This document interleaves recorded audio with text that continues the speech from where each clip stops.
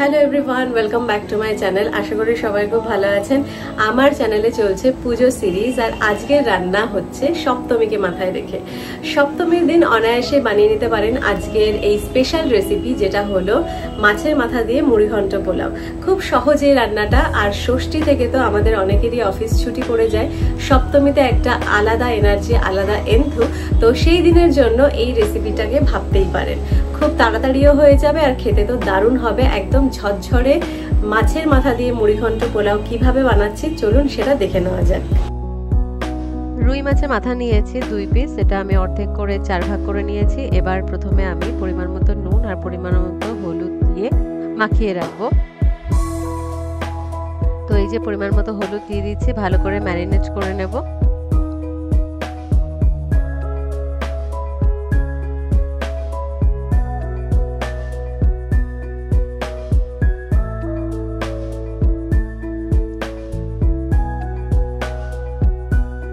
এবার আমি নিয়ে নিয়েছি গোবিন্দভোগ চাল। আমি 4.5 কাপ মতো গোবিন্দভোগ চাল নিয়েছি, আপনারা আপনাদের পরিমাণ অনুযায়ী নেবেন।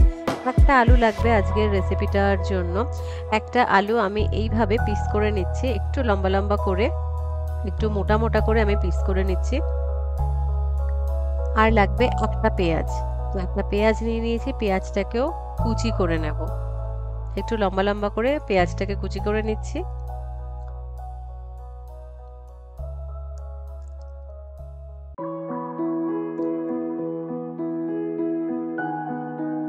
এখানে আমি 6 কোয়া রসুন নিয়েছি, 5 থেকে 6 কোয়া রসুন ইজ এনাফ। তো এখন আমি রসুনটা একটু থেতো করে আমি কুচি করে নিচ্ছি।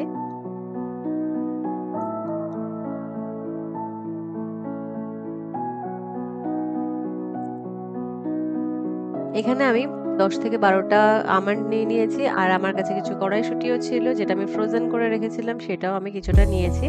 আমন্ডটাও আমি কুচি করে নিয়েছি, আর নিয়েছি কয়েকটা কিশমিশ। তো এখানে কড়াই বসিয়ে দিয়েছি, কড়াইতে দিয়ে দিচ্ছি পরিমাণ মতো সরষের তেল। প্রথমে আলুগুলো ভেজে তুলে রাখতে হবে, তো আলুর পিসগুলো আমি দিয়ে দিলাম। দিয়ে দেবো পরিমাণ মতো নুন, দিয়ে আলুগুলোকে ভালো করে ভেজে নিয়ে আমি আলাদা করে রাখবো।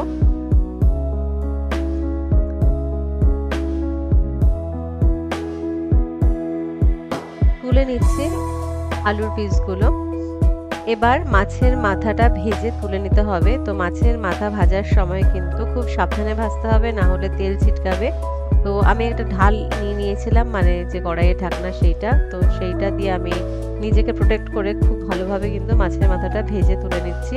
আর এই যে মাথাটা এইভাবে একটু ভেঙে দিতে হবে। যদি মনে হয় আপনারা একটা বাটির মধ্যে তুলে নিয়ে তারপরেও কিন্তু মাছের মাথাটা ভাঙতে পারেন। আমি কড়াইয়ের মধ্যেই করে নিয়েছি। তো মাছের মাথাটাও কিন্তু খুব ভালো করে আমার ভাজা হয়ে গেছে, সেটা আমি তুলে নিলাম। এবার একটা বড় কড়াই নিয়ে নিয়েছি, দিয়ে দিচ্ছি পরিমাণ মতো সরষের তেল আর হাফ চামচ ঘি। গোটা জিরে আর তেজপাতা দিয়ে দিচ্ছি ফোড়ন, আর গোটা গরম মশলা। একটা পেঁয়াজ কুচি আমি দিয়ে দিলাম। পেঁয়াজটা একটু ভালো করে নাড়াচাড়া করে নিতে হবে। তারপরে আমি অ্যাড করে দেবো রসুন কুচি। এই যে রসুন কুচি আমি অ্যাড করে দিলাম। এবার দিয়ে দিচ্ছি আদা বাটা, 1 চামচ মতো আদা বাটা লাগবে, 1 চামচ মতো জিরে বাটা, আর দিয়ে দিচ্ছি কাঁচা লঙ্কা বাটা। এবার মশলাটা ভালো করে কষিয়ে নিতে হবে।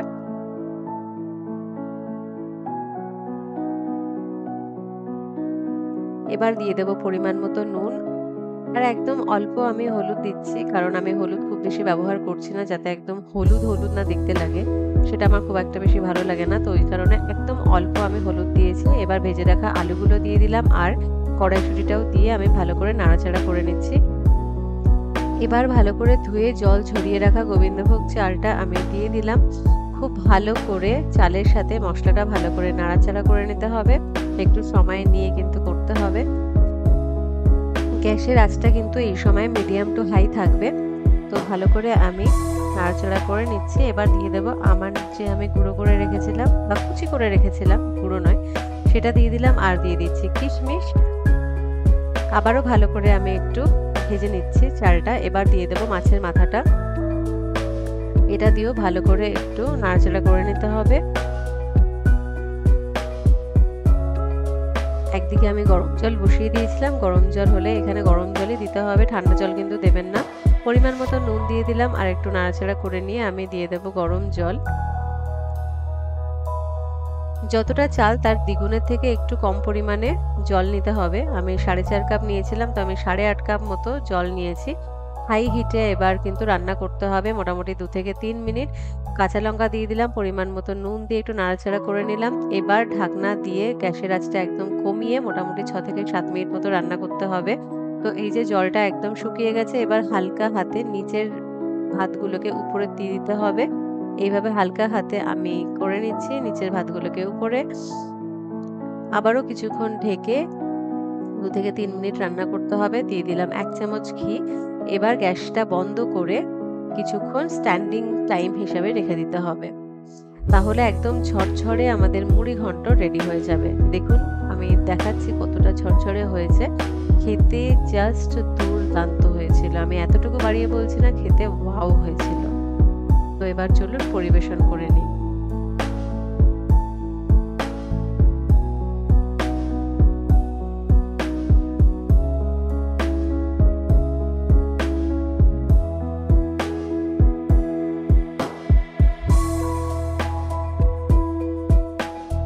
তো সপ্তমী স্পেশাল এই রেসিপিটি আমাদের একদম রেডি। আশা করি আপনাদের দেখতে ভালোই লেগেছে, খেতে কিন্তু বেশ ভালো হয়েছিল। একদম ঝরঝরে হয়েছিল, লাইট ওয়েট একটা পোলাও, যেটার মধ্যে খুব বেশি মশলা নেই, একদম ঘি তেল মশলা খুব বেশি নেই যে খেয়ে শরীর খারাপ করবে, একদমই নয়। তো এইরকম একটা রেসিপি একদম ট্রাই করতেই পারেন পুজোর মধ্যে। তো আশা করি আপনাদের ভালোই লেগেছে। যদি ভালো লেগে থাকে তাহলে ভিডিওটিকে লাইক করবেন, শেয়ার করবেন, আমার চ্যানেলটিকে সাবস্ক্রাইব করবেন। কোনো নতুন রান্নার রেসিপি যদি দেখতে চান তাহলে সেটাও কমেন্ট বক্সে লিখতে ভুলবেন না। সবার পুজো খুব ভালো কাটুক। তো চলুন দেখা হবে পরের রেসিপিতে। সবাই খুব ভালো থাকবেন।